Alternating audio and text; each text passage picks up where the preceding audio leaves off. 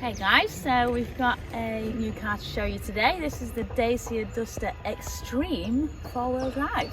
Take a look. Sandstone with some lovely bronze wing mirrors. Show you the size of the boot. Pretty spacious. The seats do go down, not all the way flat, but they do split as well.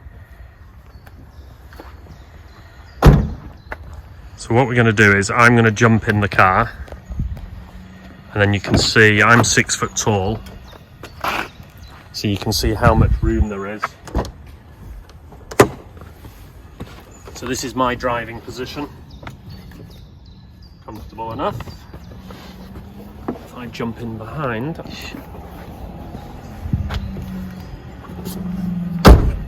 you can see I've got plenty of headroom and my knees aren't touching the seat in front. So a good, practical, spacious family car or adventure vehicle.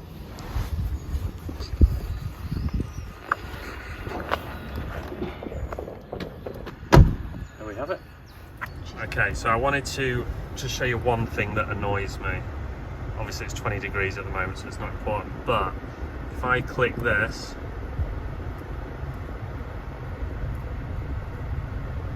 it sometimes doesn't come on. Now nothing's coming on.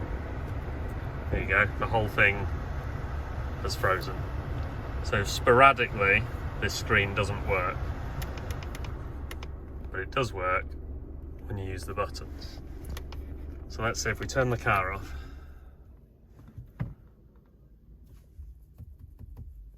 Turn it back on. Nope, not working at all. So, slight issue sometimes with this. Okay, so we just switched the car off properly, switched it back on, now it's working. So, usually switching the car off and back on again does work. I do not want that on there because it's 20 degrees. The other thing that annoys me slightly is the size of the key. It is massive. If I put it next to my wife's hand, it's basically the size of her hand. It's the size of a bank card, but the thickness of, I don't know what, that. Yeah, so, right, what we're going to do, take it for a drive, and I'm going to tell you what we think of it. So we're off. So while we're talking about things that annoy me, I'm going to show you something else that annoys me, and it is the camera and parking sensors. So if you look at the screen, so if I put it in reverse, the reverse camera comes up, but you can view left, right, front and back, which is great, but it doesn't have the ability to view it from above like it does here with all the cameras. It does with the sensor, fine, but it would have been nice to have that as a camera. But what else is annoying is, see if I can get it all to click off. It's got different noises for different sensors. So at some point, if you're parking next to a wall and there's a car in front, you'll have all sorts of noises going on. So that is a little bit annoying, but I am nitpicking. You might have read a lot about these safety features where if you speed, it'll start beeping at you. To be honest, it's not really been an issue to me. All of the safety features that there are, I think, are a good thing. You can, if you look at the screen there, if you look at the speedo screen, if you push this button and then push it again, it will go into your own safety personal profile, and then you just click it again to turn them all back on. So you can custom that, so if you don't want the lane assist on, or if you don't want the speed warning on, you can customize that and turn it all off. And then the last little thing that annoys me is if you look on here, you can change the color lighting on this on the screen and on the screen behind the steering wheel. The issue with that is it only changes this top bit, that bit, and what goes on down here. This bright green line across the bottom and across here doesn't change. So that would have been nice if it could all sort of sync and be coherent, but it doesn't. Right, so as I mentioned before, this is the Extreme manual, so it's got the 4-wheel drive. So round town we are averaging about 30 miles to the gallon, which is fine.